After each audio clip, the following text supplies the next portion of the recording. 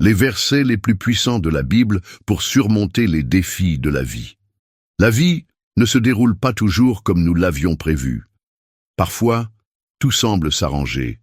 D'autres fois, nous sommes surpris par des défis qui mettent notre foi à l'épreuve et nous font douter de l'avenir. Mais quelles que soient les circonstances, il y a une chose qui reste ferme, la parole de Dieu. Comme le dit Isaïe 48, « L'herbe sèche, la fleur se fane, mais la parole de notre Dieu demeure éternellement. » C'est là que nous trouvons la force, l'espoir et la direction.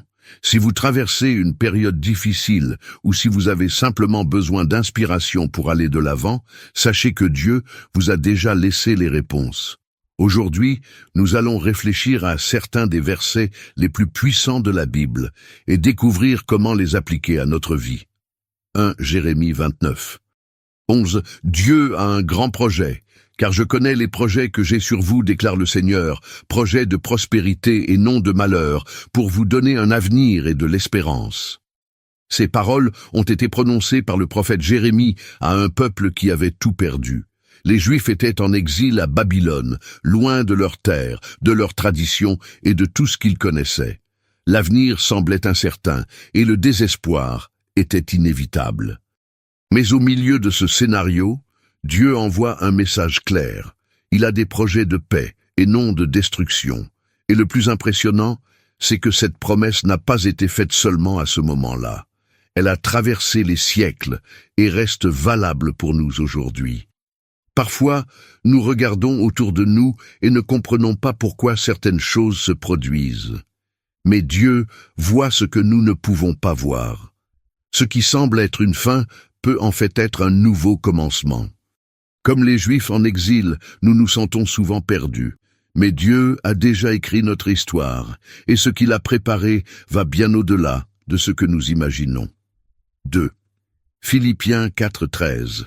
Vous n'avez pas à vous battre seul, je puis tout par le Christ qui me fortifie.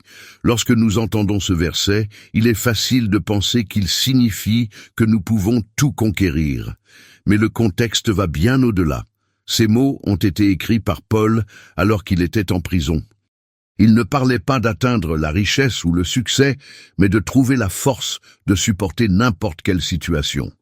Paul savait que la vie ne serait pas toujours facile.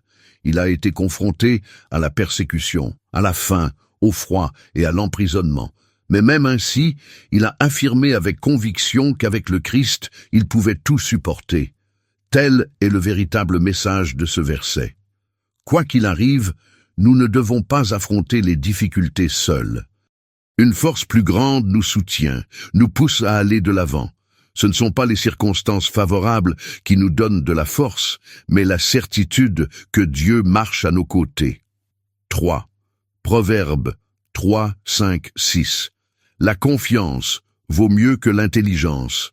Confie-toi au Seigneur de tout ton cœur et ne t'appuie pas sur ton intelligence. Dans toutes tes voies, reconnais-le, et il dirigera tes sentiers. Dès notre plus jeune âge, on nous enseigne que nous devons contrôler notre vie. Nous sommes encouragés à planifier, à calculer et à prévoir chaque détail.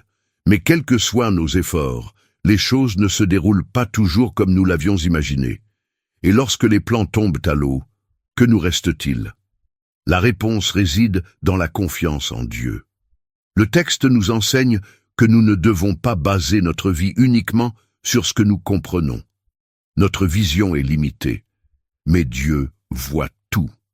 Lui faire confiance ne signifie pas ne pas agir, mais reconnaître qu'il est au premier plan, qu'il guide chacun de nos pas. Nous voulons souvent tout comprendre avant d'aller de l'avant. Mais Dieu ne nous demande pas une compréhension totale, mais la foi. Lorsque nous lui confions nos soucis, nous trouvons la paix. Et lorsque nous suivons sa direction, même sans la comprendre totalement, il rend nos chemins droits. 4. Jean 3, 16. L'amour qui transforme tout, car Dieu a tant aimé le monde qu'il a donné son Fils unique, afin que quiconque croit en lui ne se perde pas, mais ait la vie éternelle. C'est peut-être le verset le plus connu de la Bible. Et ce n'est pas étonnant, il résume en quelques mots l'essence de l'Évangile, un amour si grand que Dieu a donné son propre Fils pour nous sauver. nous cherchons souvent l'amour et l'acceptation au mauvais endroit. Nous cherchons la validation dans le travail, dans les relations, dans les réalisations, mais la vérité est qu'aucun amour humain ne peut se comparer à l'amour de Dieu. Il nous aime sans condition, sans exigences impossibles, sans s'attendre à ce que nous soyons parfaits. Cet amour ne nous réconforte pas seulement, il nous donne aussi un but. Nous ne sommes pas ici par hasard.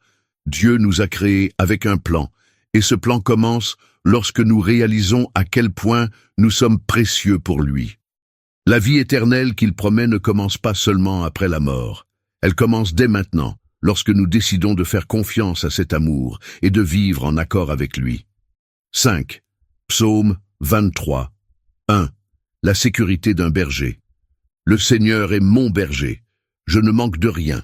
David, l'auteur de ce psaume, savait bien ce que signifiait être un berger. Il avait lui-même veillé sur des brebis, les guidant, les protégeant et veillant à ce qu'elles ne manquent de rien. En regardant sa propre vie, il s'est rendu compte que Dieu faisait la même chose pour lui. L'image de Dieu en tant que berger nous montre à quel point il se soucie de nous. Tout comme une brebis ne doit pas s'inquiéter de ce qu'elle va manger ou de l'endroit où elle va dormir, nous pouvons nous reposer dans la certitude que Dieu pourvoit à tout ce dont nous avons besoin. Cela ne signifie pas que nous ne rencontrerons jamais de difficultés. Mais cela signifie que même dans les moments les plus difficiles, nous ne serons jamais seuls. Le berger est toujours près de nous, il nous guide et nous protège. Combien de fois essayons-nous de porter seuls le poids de la vie, pensant que nous devons tout résoudre? Mais lorsque nous faisons confiance à notre berger, nous trouvons la paix. Nous savons qu'il nous conduit exactement là où nous devons être. 6. Romains 8, 28. Dieu travaille pour notre bien.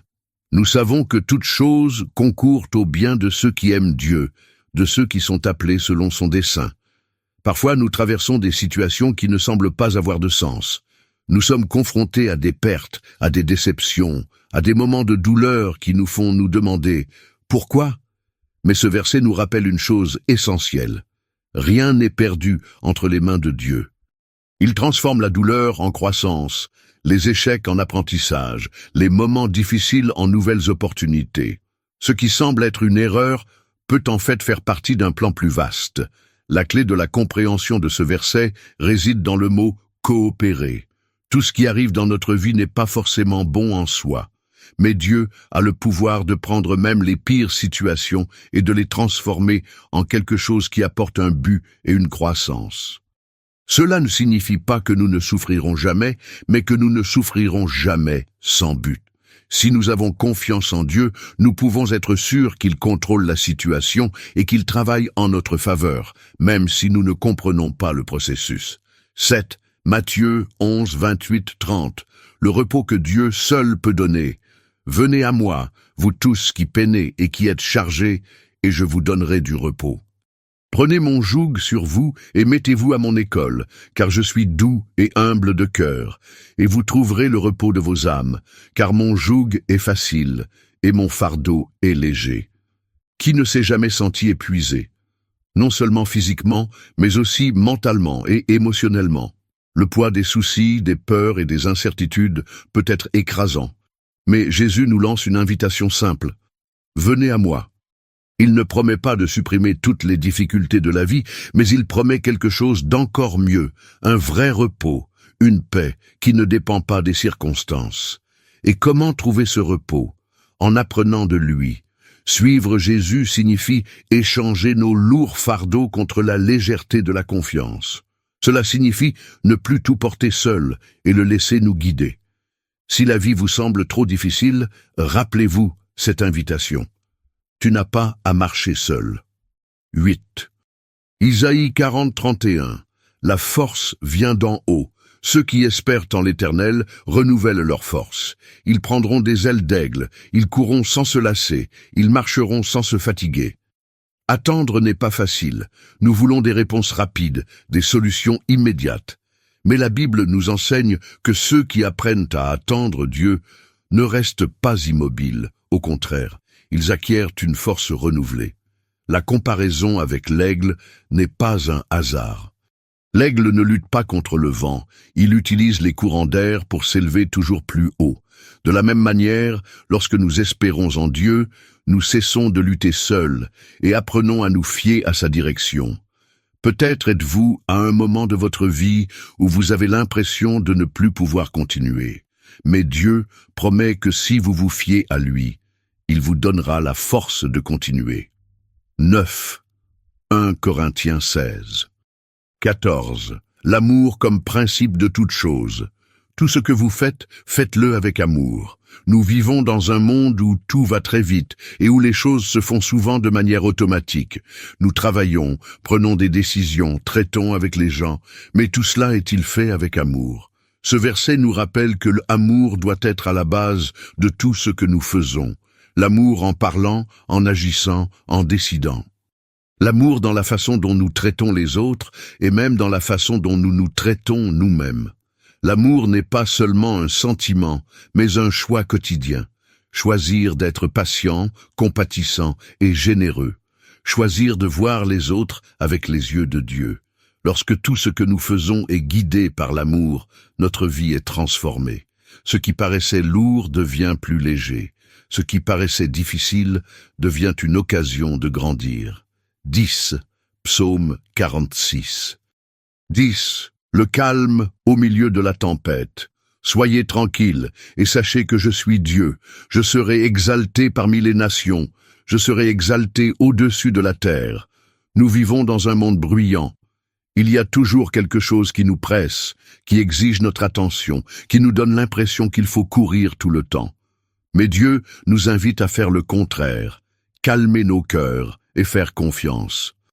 Cela ne signifie pas rester immobile, mais apprendre à se reposer dans la certitude qu'il contrôle la situation.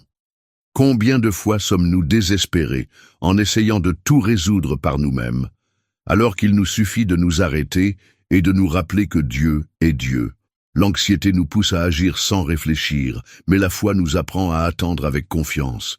Lorsque nous sommes tranquilles, nous pouvons mieux entendre la voix de Dieu et voir sa main à l'œuvre en notre faveur.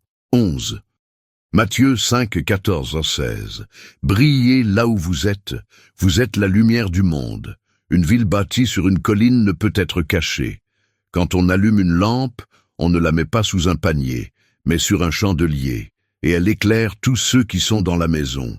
Que votre lumière brille devant les hommes, afin qu'ils voient vos bonnes œuvres et glorifient votre Père qui est dans les cieux. Nous nous sommes tous trouvés dans un endroit complètement sombre, où un peu de lumière fait toute la différence. Et Jésus nous dit que nous devons être cette lumière. Cela signifie que, où que nous soyons, nous pouvons faire la différence. Par nos paroles, nos attitudes, la manière dont nous traitons les autres. Nous pensons souvent que seules des personnes extraordinaires peuvent avoir un impact sur le monde. Mais la vérité est que Dieu utilise chacun d'entre nous, là où il se trouve. Que ce soit au travail, en famille, entre amis ou même dans les moments difficiles, il y a toujours une occasion de briller et de montrer l'amour de Dieu au monde. 12. Isaïe 41, 10. N'ayez pas peur, Dieu est avec vous. Ne crains pas, car je suis avec toi. Ne sois pas effrayé, car je suis ton Dieu. Je te fortifie, je t'aide et je te soutiens par ma droite fidèle. La peur fait partie de la vie. La peur de l'avenir, la peur de l'échec, la peur de la perte. Mais ce verset nous rappelle quelque chose d'essentiel. Nous ne sommes pas seuls. Dieu n'est pas seulement avec nous. Il nous fortifie et nous soutient. Cela signifie que même lorsque nous nous sentons faibles, nous pouvons continuer, car nous ne comptons pas uniquement sur nos propres forces.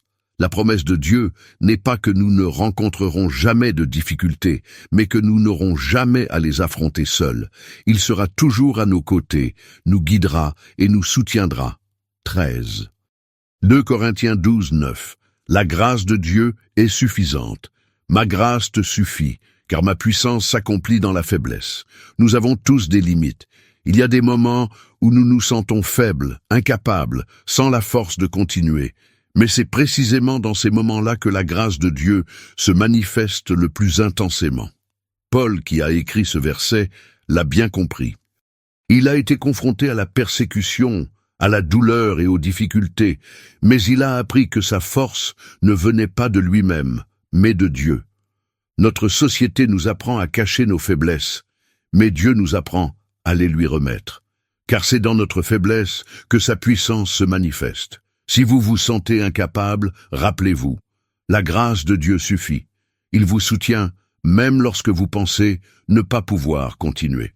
14, Psaume 91. Hunt 2, un refuge sûr en Dieu.